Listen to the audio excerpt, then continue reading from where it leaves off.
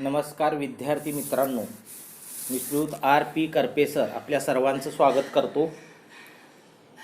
पाठीमागील व्हिडिओमध्ये आपण पृथ्वीचे फिरणे प्रकरण क्रमांक 2 यावरील जवळजवळ आपण लीप वर्ष म्हणजे काय माहिती आहे का तुम्हाला इथपर्यंतचा भाग अभ्यासलेला आहे।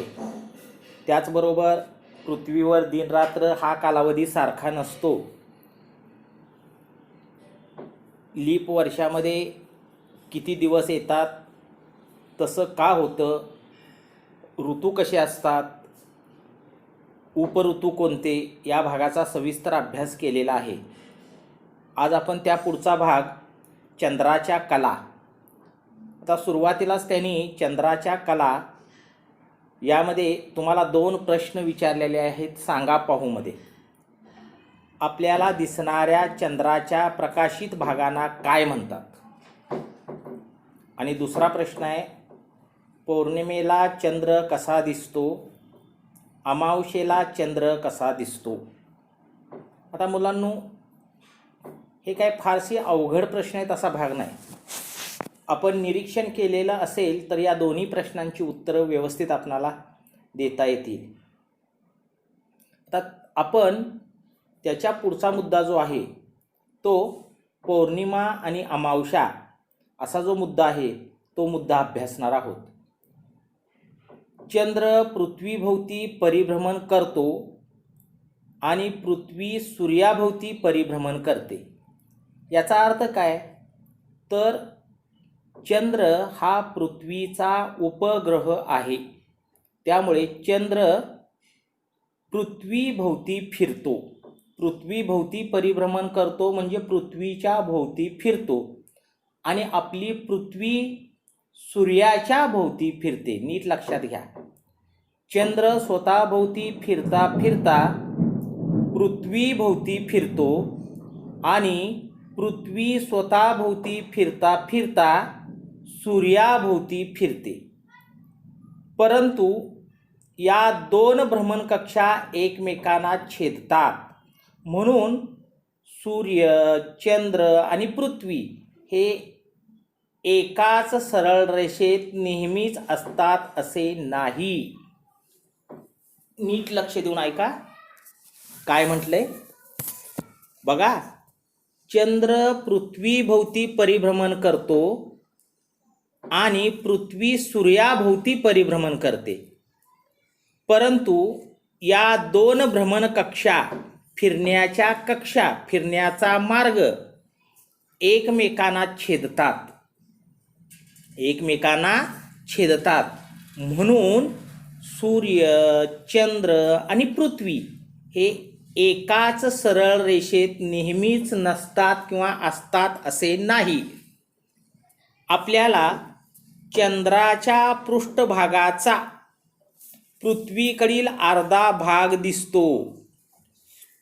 आपल्याला पृथ्वीवरून जो काही चंद्र दिसतो तो चंद्राच्या पृष्ठभागाचा पृथ्वीकडील अर्धा भागच आपणाला दिसतो।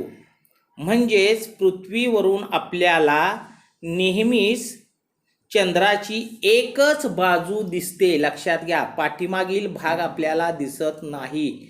आपल्याला पृथ्वीवरून दिसणारा जो चंद्र आहे तो फक्त अर्धा भागच आपल्याला दिसतो। याचा अर्थ काय, तर पृथ्वीवरून आपल्याला चंद्राची नेहमी एकच बाजू दिसते। चंद्र स्वयंप्रकाशित नाही, म्हणजे चंद्राला स्वतःचा प्रकाश नाही। सूर्याचा प्रकाश चंद्रावर पडल्यामुळे तो आपल्याला पृथ्वीवरून दिसतो। आपल्याला मुलांनो, चंद्राचा प्रकाश शीतल आहे असं म्हणतात, पण एक गोष्ट नीट लक्षात घ्या, चंद्राला प्रकाश नाही, चंद्राचा स्वतःचा प्रकाश नाही।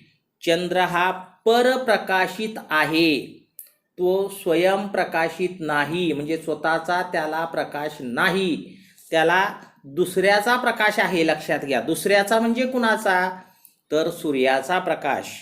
चंद्रावर पडतो आणि त्यामुळे आपल्याला पृथ्वीवरून तो दिसतो. आता पौर्णिमेच्या रात्री आपल्याला चंद्राचा पृथ्वीकडील पूर्ण भाग दिसतो. पौर्णिमेच्या रात्री म्हणजे ज्या दिवशी पौर्णिमा असते त्या दिवसाची जी रात्र आहे त्या रात्री आपल्याला चंद्राचा पृथ्वीकडील पूर्ण भाग दिसतो. चंद्राचा पृथ्वीकडील पूर्ण भाग दिसतो आणि अमावस्येच्या रात्री चंद्राचा कुठलाच भाग आपणाला दिसत नाही. त्याच्या पुढे बघा, आता पौर्णिमेपासून अमावस्यापर्यंत, पौर्णिमा झाल्यापासून ते अमावस्या होईपर्यंत चंद्राचा पृथ्वीवरून दिसणारा प्रकाशित भाग कमी कमी होत जातो. म्हणजे पौर्णिमेच्या रात्री पूर्ण चंद्र आपल्याला दिसतो, त्यानंतर चंद्राचा भाग कमी कमी कमी कमी कमी होत जाऊन अमावस्याला आपल्याला चंद्र दिसत नाही. आणि अमावस्यापासून पौर्णिमेपर्यंत बरोबर त्याच्या उलट, अमावस्यापासून पौर्णिमेपर्यंत तो पुन्हा वाढत वाढत जातो. म्हणजे अमावस्या झाल्यानंतर थोडासा लहान चंद्राचा आकार तुम्हाला दिसेल, दुसऱ्या दिवशी त्यापेक्षा थोडा वाढलेला दिसेल, तिसऱ्या दिवशी त्यापेक्षा थोडा वाढलेला दिसेल. म्हणजे अमावस्यापासून पौर्णिमेपर्यंत तो पुन्हा वाढत वाढत चाललेला तुम्हाला दिसतो. यालाच आपण चंद्राच्या कला म्हणतो. आता तुम्ही वहीमध्ये चंद्राच्या कला म्हणजे काय ही व्याख्या लिहून घ्यायची. मी सांगतो ती व्याख्या लिहून घ्या. तर पौर्णिमेपासून अमावस्यापर्यंत चंद्राचा पृथ्वीवरून दिसणारा प्रकाशित भाग कमी कमी होत जातो. तर अमावस्येपासून पौर्णिमेपर्यंत तो पुन्हा वाढत वाढत जातो. यालाच आपण चंद्राच्या कला म्हणतो. आता यानंतरचा पुढचा जो मुद्दा आहे तो मुद्दा आहे चांद्रमास आणि तिथी. चांद्रमास आणि तिथी. अमावस्येपासून पौर्णिमेपर्यंतच्या 15 दिवसांच्या कला तुम्ही पाहिल्या आहेत.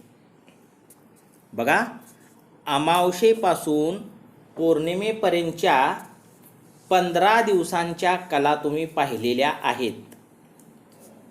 अमावस्येपासून पौर्णिमेच्या स्थितीमध्ये येण्यास चंद्राला 14 किंवा 15 दिवस लागतात. म्हणजे मी तुम्हाला सांगितलं आपल्याला अमावस्याला चंद्र दिसत नाही, पण तोच चंद्र पूर्ण दिसण्यासाठी आपल्याला 14 किंवा 15 दिवस थांबावं लागतं. आणि मग ज्या दिवशी तो पूर्ण आपल्याला दिसतो त्या दिवशी पौर्णिमा असते. म्हणजेच काय, तर अमावस्येपासून पौर्णिमेच्या स्थितीत येण्यास चंद्राला 14 किंवा 15 दिवसांचा कालावधी लागतो. या पंधरवड्याला शुक्ल पक्ष म्हणतात. 15 दिवसाचा कालावधी, 14 किंवा 15 दिवसाचा कालावधी म्हणजे त्याला आपण पंधरवडा म्हणतो. 7 दिवसाचा कालावधी असेल तर त्याला साप्ताहिक म्हणतो, आठवडा म्हणतो. तसं 14-15 दिवसाच्या कालावधीला आपण पंधरवडा म्हणतो. मग त्यांनी काय म्हटलंय बघा, अमावस्येपासून पौर्णिमेच्या स्थितीत, म्हणजे अमावस्याला चंद्र तुम्हाला दिसणार नाही, पण पौर्णिमेला पूर्ण आकाराचा चंद्र तुम्हाला दिसणार. म्हणजे या पूर्ण आकाराचा चंद्र दिसण्याची स्थिती येण्यासाठी, म्हणजेच पौर्णिमेच्या स्थितीत येण्यासाठी चंद्राला 14 किंवा 15 दिवस लागतात. या पंधरवड्याला शुक्ल पक्ष म्हणतात. मग तुम्ही वहीमध्ये शुक्ल पक्ष अशी व्याख्या लिहून घ्यायची आहे. ती मी जी तुम्हाला सांगितली आता ती व्याख्या, अमावस्येपासून पौर्णिमेच्या स्थितीत येण्यास चंद्राला 14 किंवा 15 दिवस लागतात. या पंधरवड्याला शुक्ल पक्ष म्हणतात. त्याच्या पुढचं बघा, आता पौर्णिमेनंतर चंद्राचा पृथ्वीकडील प्रकाशित भाग, पृथ्वीवरून दिसणारा जो चंद्राचा भाग आहे तो कमी कमी होत जातो. पौर्णिमेनंतर चंद्राचा पृथ्वीकडील जो प्रकाशित भाग आहे तो कमी कमी होत जातो आणि बरोबर 14 किंवा 15 दिवसांनी पुन्हा अमावस्या येते. या पंधरवड्याला कृष्ण पक्ष म्हणतात. आता कृष्ण पक्ष म्हणजे काय असा प्रश्न तुम्हाला विचारला जाऊ शकतो. तर त्याचंही उत्तर तुम्हाला कसं लिहायचं आहे, पौर्णिमेनंतर चंद्राचा पृथ्वीकडील प्रकाशित भाग कमी कमी होऊ लागतो आणि 14 किंवा 15 दिवसांनी पुन्हा अमावस्या येते. या पंधरवड्याला किंवा या 15 दिवसाच्या कालावधीला कृष्ण पक्ष म्हणतात. अशा प्रकारे एका अमावस्येपासून ते पुढच्या अमावस्येपर्यंत, बघा, एका अमावस्येपासून ते पुढच्या अमावस्येपर्यंत 28 ते 30 दिवस हा कालावधी असतो. हा कालावधी किती दिवसांचा असतो? एकतर 28 किंवा 30 दिवसांचा हा कालावधी असतो. एका अमावस्येपासून पुढच्या अमावस्येचा काळ येईपर्यंत 28 ते 30 दिवस असतात. या काळाला चांद्रमास म्हणतात. चांद्रमासातील प्रत्येक दिवसाला तिथी म्हणतात. म्हणजे एका महिन्यामध्ये एकतर 28 तिथी किंवा 30 तिथी येणार आहेत. म्हणजे 28 दिवस किंवा 30 दिवस येणार आहेत. तुम्हाला यावरही 2 प्रश्न विचारतील. चांद्रमास म्हणजे काय आणि तिथी म्हणजे काय? चांद्रमासाची व्याख्या आपल्याला कशी करावी लागेल? एका अमावस्येपासून पुढच्या अमावस्येचा काळ हा सुमारे 28 ते 30 दिवसांचा असतो. या कालावधीला किंवा या काळाला चांद्रमास म्हणतात.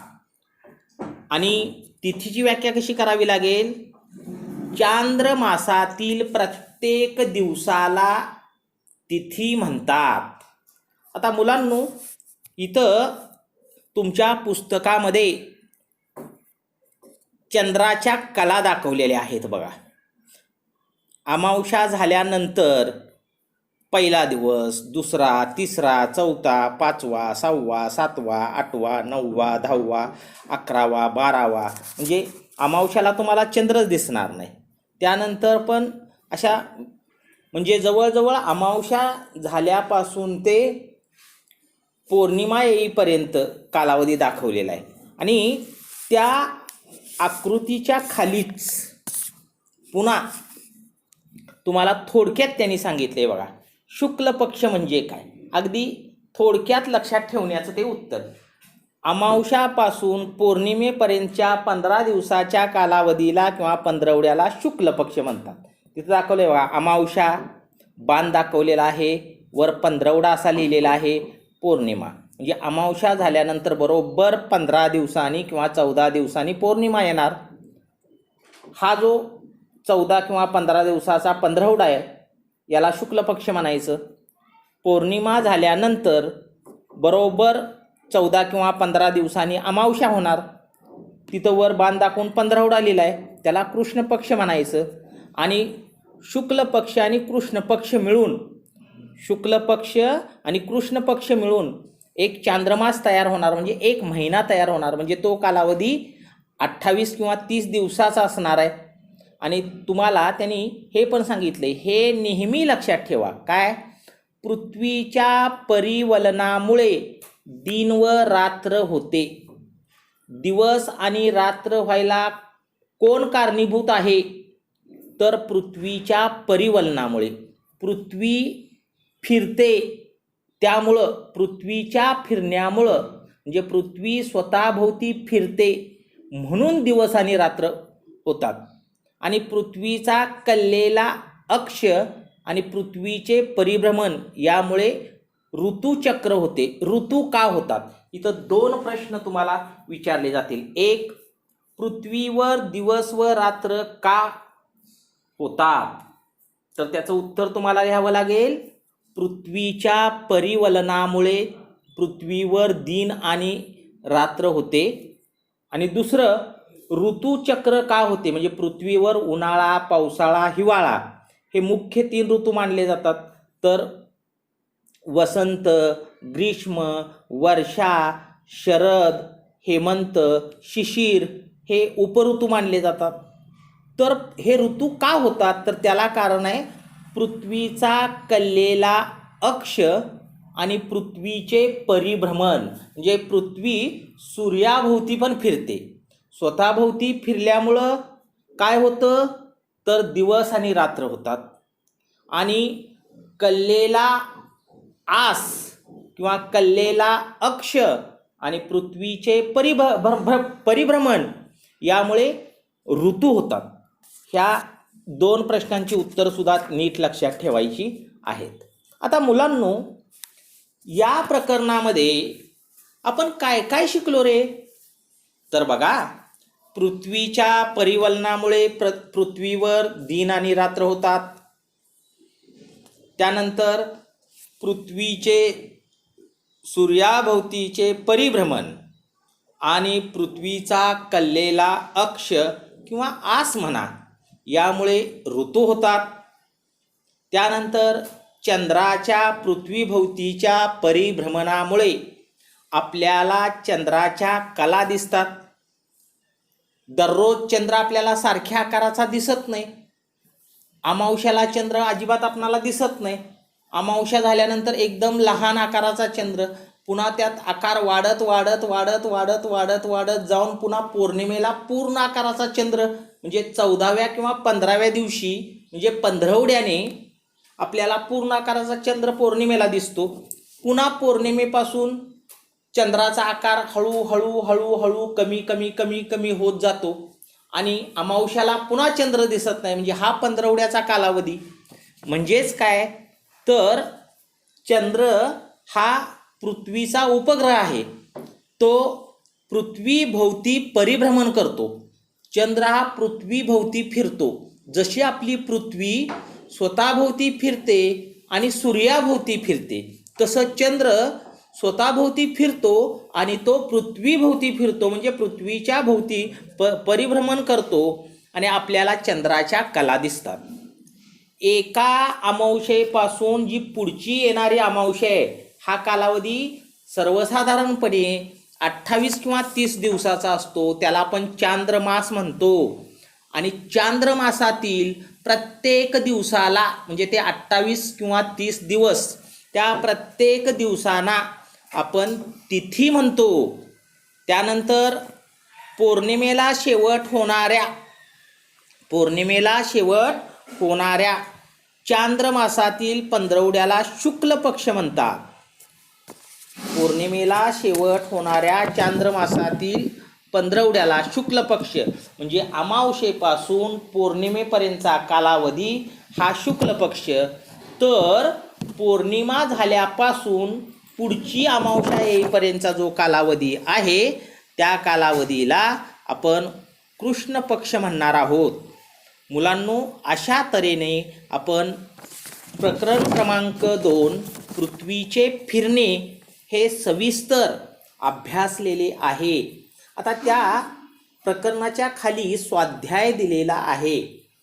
हा स्वाध्याय तुम्ही तुमच्या वहीमध्ये सोडवायचा आहे आणि मी तुम्हाला माझा जो व्हॉट्सअप नंबर सांगितलेला आहे, त्या व्हॉट्सअप नंबरला तुम्ही सोडवलेला स्वाध्याय पाठवून द्यायचा आहे. आता यामध्ये तुम्हाला 5 प्रश्न विचारलेले आहेत.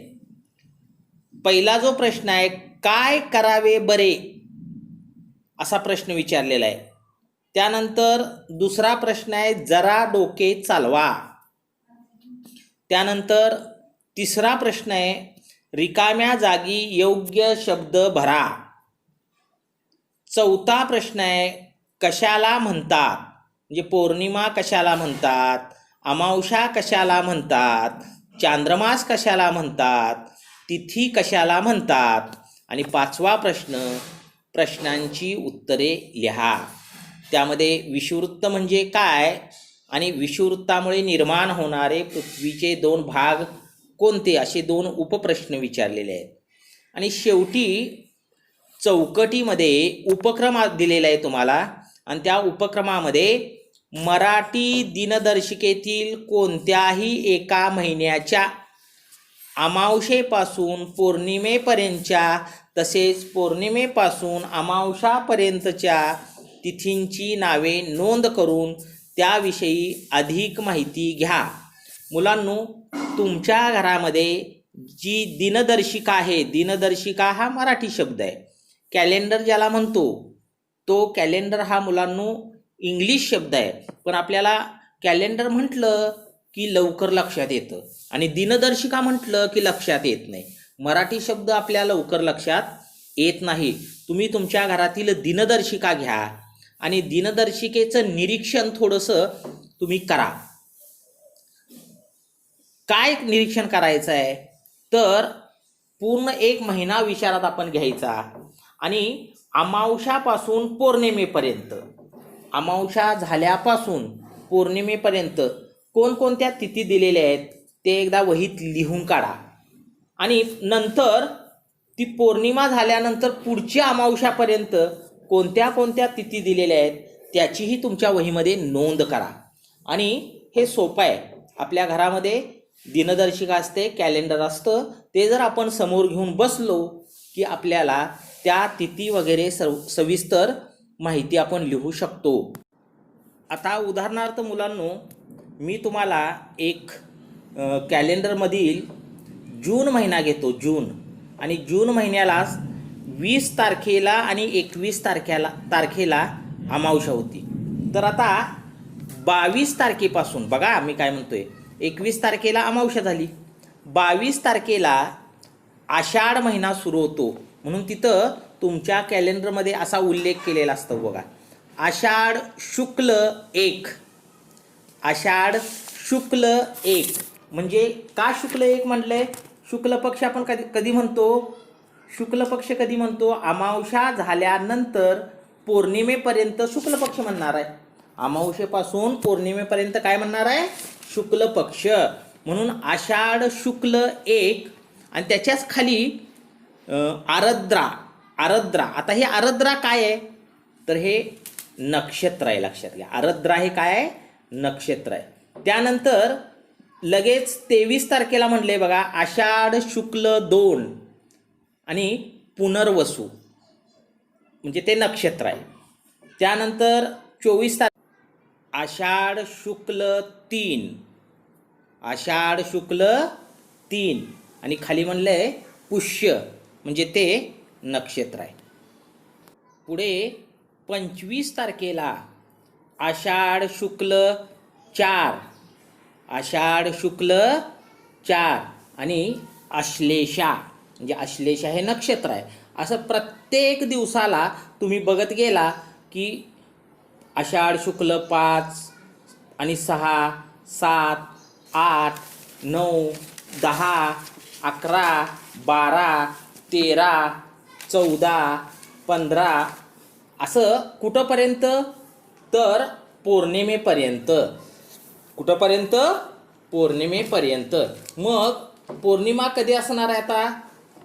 म्हणजे पौर्णिमा कधी असणार आहे बघा, त्या पौर्णिमेपर्यंत काय म्हणणार आहेत? आता इथं आपण जर बघितलं तर पौर्णिमा आहे 5 तारखेला, तर 4 तारखेपर्यंत म्हणले बघा आषाढ शुक्ल 14. जुलैमध्ये आषाढ शुक्ल 14 आणि खाली मूळ. मूळ हे नक्षत्र आहे. मूळ हे काय आहे? नक्षत्र. आणि पुन्हा 5 तारखेला म्हणजे 5 जुलैला इथं आषाढी पौर्णिमा किंवा गुरुपौर्णिमा असं लिहिलं असेल. मग आणि तिथं नक्षत्र लिहिलंय पूर्वाषाढा. आणि पुन्हा आषाढ कृष्ण 1 असं म्हटलंय, पौर्णिमा झाल्यानंतरचा पहिला दिवस. ते असं अमावस्येपर्यंत. आणि पुन्हा अमावस्याला 20 तारखेला अमावस्या आहे, 20 तारखेला अमावस्या आहे आणि 20 तारीख झाली की पुन्हा शुक्ल पक्षाने सुरू होतो बघा. असं जर तुम्ही कॅलेंडरचं निरीक्षण केलं तर आपल्याला सविस्तर शुक्ल पक्ष आणि कृष्ण पक्ष म्हणजे काय हे कळू शकतं. तर मुलांनो, अशा पद्धतीनं तुम्ही हा स्वाध्याय सोडवायचा आहे. आपलं प्रकरण क्रमांक 2 हे इथं संपलेलं आहे, पृथ्वीचे फिरणे. तर तुम्ही त्याचा स्वाध्याय तुमच्या वहीमध्ये सोडवून ठेवा, तो माझ्या व्हॉट्सअप नंबरला पाठवा आणि मग मी ते बघेन.